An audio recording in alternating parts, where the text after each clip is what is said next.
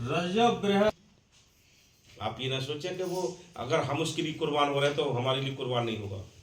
उसने बड़े बड़े भक्तों को बचाया है, प्रहलाद को बचाया, कैसे से षड्यंत्र हिरण्याकश्यप ने मीरा के लिए बचाया, मीरा के लिए मारने के कितने षड्यंत्र रचे गए। वो हर पल फिर भगत के साथ रहता है। हाँ जी।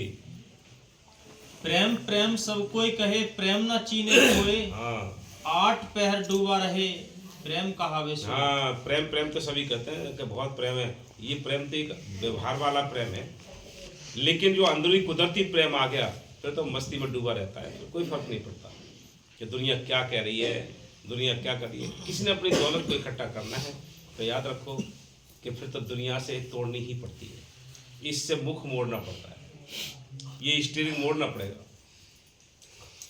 हाँ, प्रेम की चर्चा तो सभी करते हैं। आप ये ना सोचें कि हम घर गृहस्थी में रहते हुए अगर मालिक को नहीं प्राप्त कर सकते, ये तो मन का धोखा है। क्या मालिक मेहर करेगा तो मालिक की मेहर से वो तैयार है, अंदर बैठा है, कोई बाहर तो है नहीं। कोई बुला के तो लाना पड़ेगा विदेश से कहीं, हर समय आपके अंग संग रहता है वो। लेकिन चाबी मिल गई है, घुमा नहीं रहे, ताला नहीं खोल रहे। हाँ,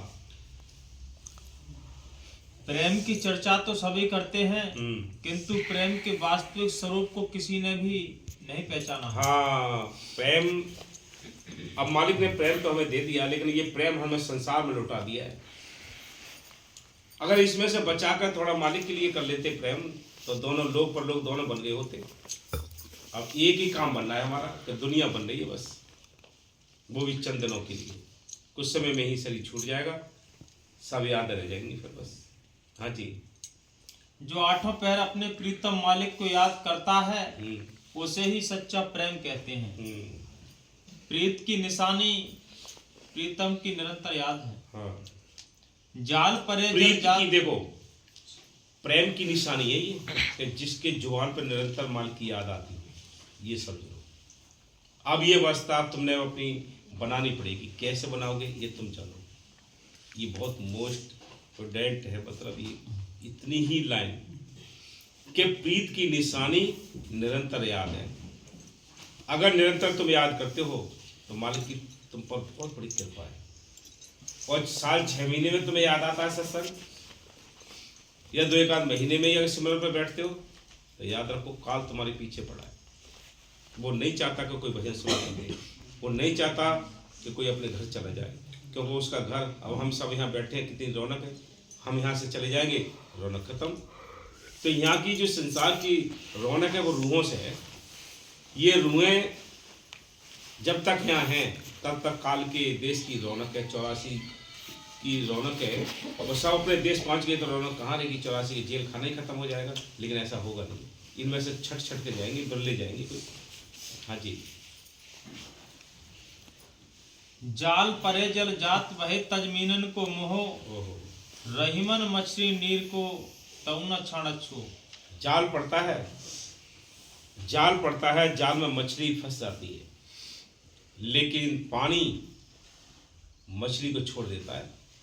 लेकिन मछली पानी को नहीं छोड़ती है, फिर भी तड़पती रहती है, फिर भी तड़पती रहती है कि मेरे को पानी कहाँ मिले। उसकी जिंदगी पानी के अंदर है।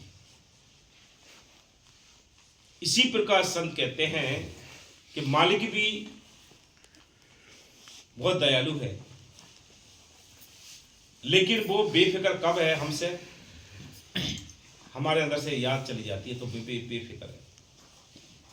आत्मा फिर भी, जो आत्मा जागी हुई है उनका रुझान फिर भी है कभी भक्ति करो, अपने घर चलो, आत्म कल्याण करो, तब कहते हैं। हाँ जी। जाल पड़ने पर मछली का मोह छोड़कर पानी जाल के बाहर निकल जाता है। बाहर निकल जाता, अकेली मछली रह जाती है तड़पने के लिए। परंतु मछली पानी का तब भी मोह नहीं छोड़ती है। हाँ, और उसके बिना तड़प तड़प कर अपनी जान दे देती है, गंवा देती है। हाँ, मछली की प्रीत पानी से सच्ची है। हाँ, मछली की प्रीत जो है पानी से सच्ची है। हाँ जी।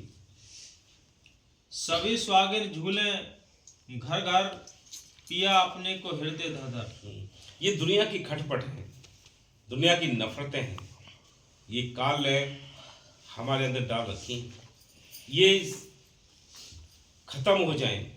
जैसे बांसुरी के अंदर जब तक गूदा होता है उसके बांस के अंदर, तब तक वो आवाज़ ठीक नहीं देती है। बिल्कुल साफ क्लियर हो जाती है अंदर से, तब उसकी सुरीली आवाज़ निकलती है।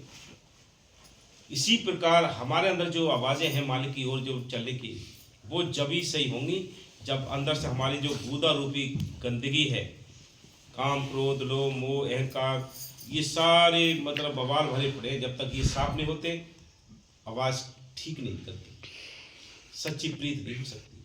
हाँ जी। पिया अपने को हृदय धधर, पिया विमुख तरसे बहु नारी, जिनके पति परदेश सिधारे। हाँ।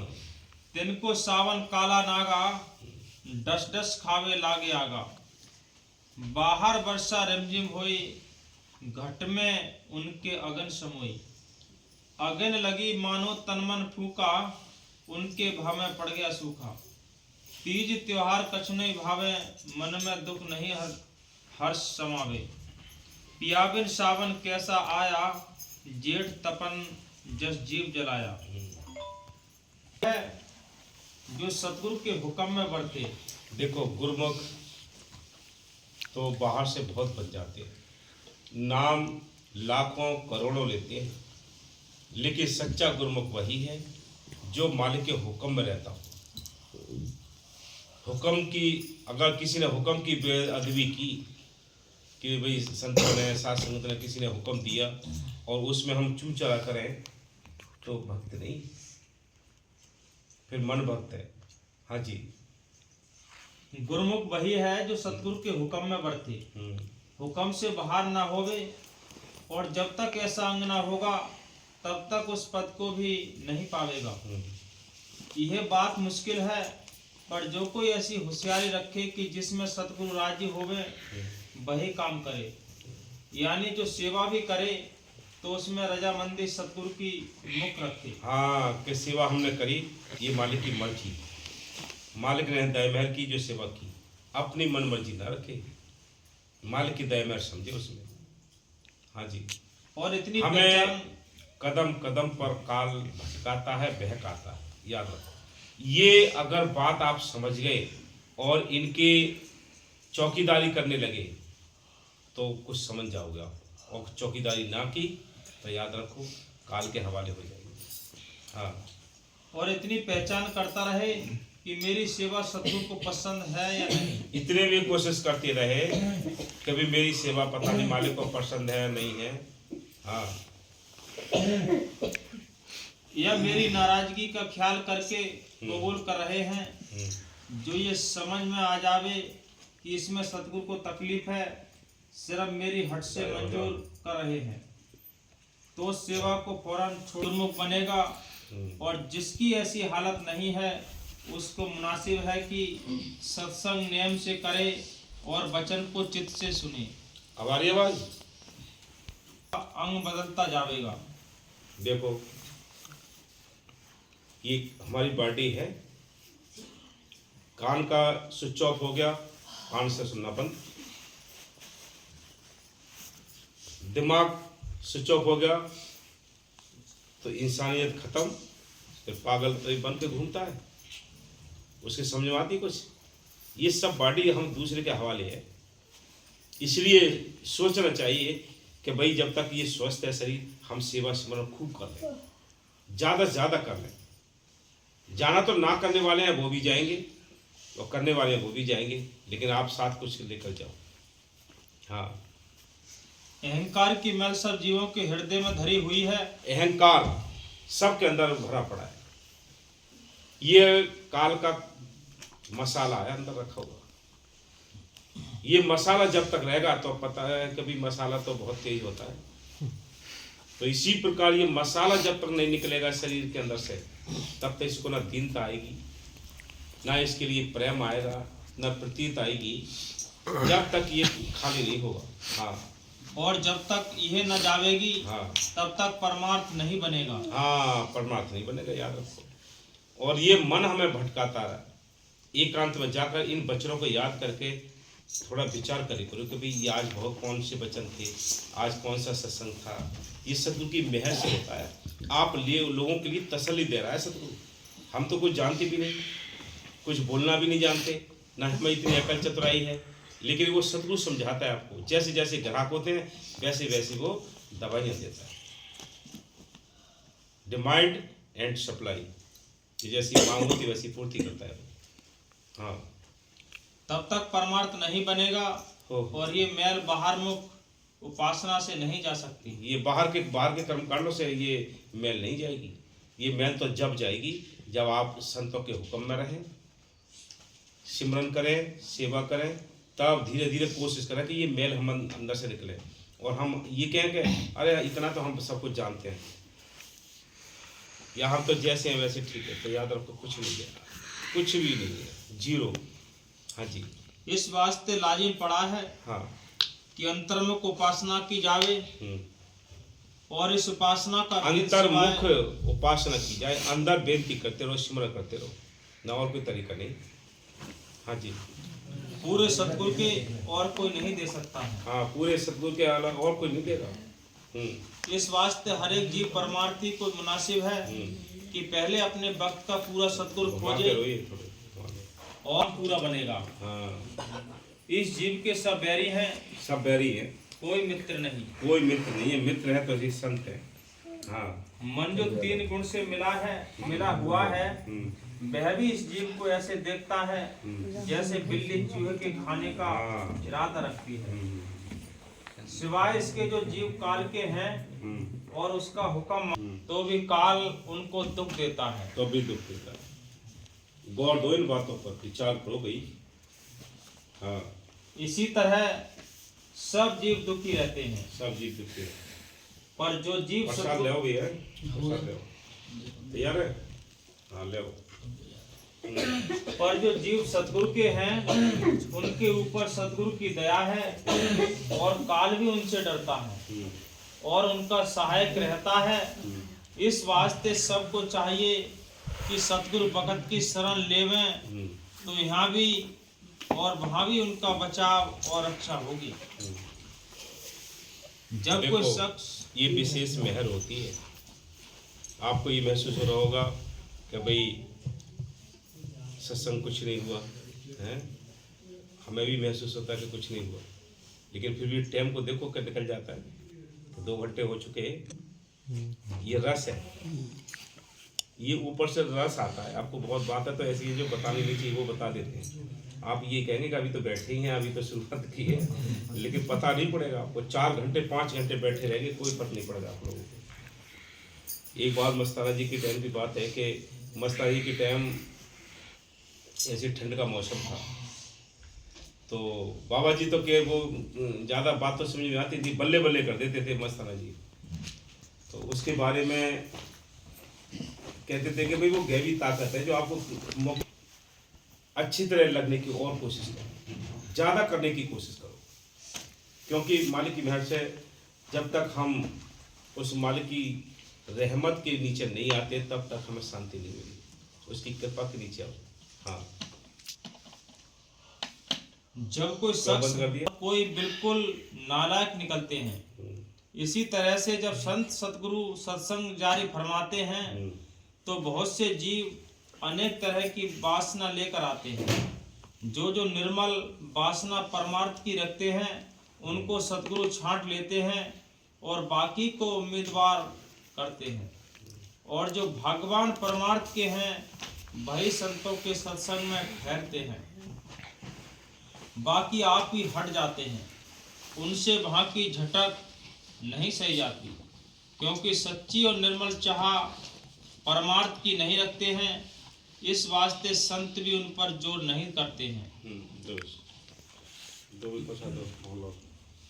रहे हैं क्योंकि उनको सद्गुरु नहीं मिले। देखो कितनी कीमती बात है ये, सुनो ध्यान से। क्या कहते हैं?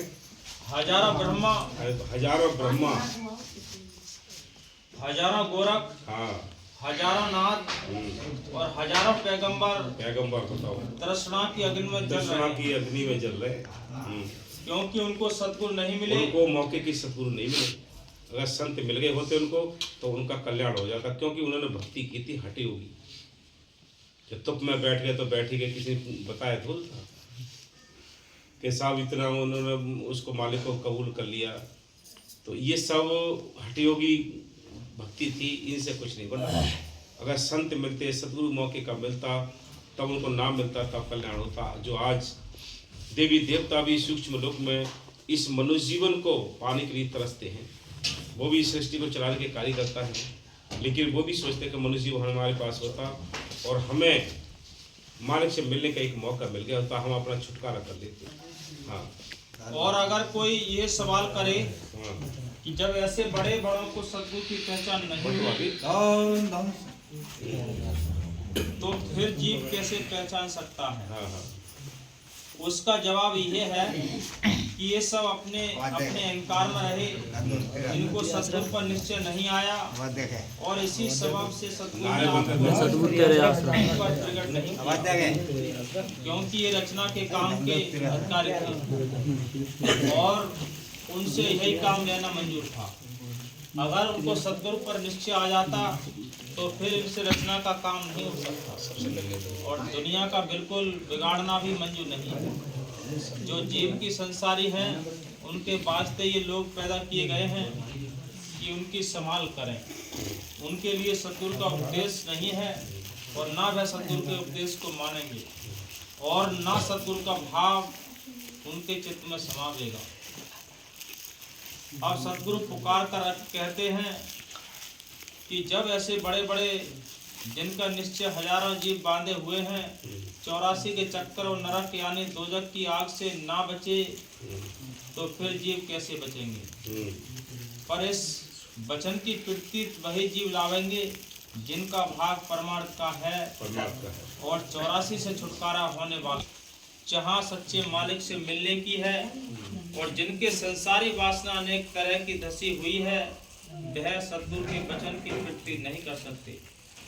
पर ये मालिक की महर से याद रखो कि सद्गुरु की महर से कल का जो प्रोग्राम है वो भवन गांव में है, प्रेमी नन्हे के यहाँ, और 25 तारीख का जो प्रोग्राम है वो देवरगढ़ में है, प्रेमी राजपाल के यहाँ 25 तारीख का, और 27 तारीख का जो प्रोग्राम है वो आपके बिलसी के पास गांव बांस बनौलिया है।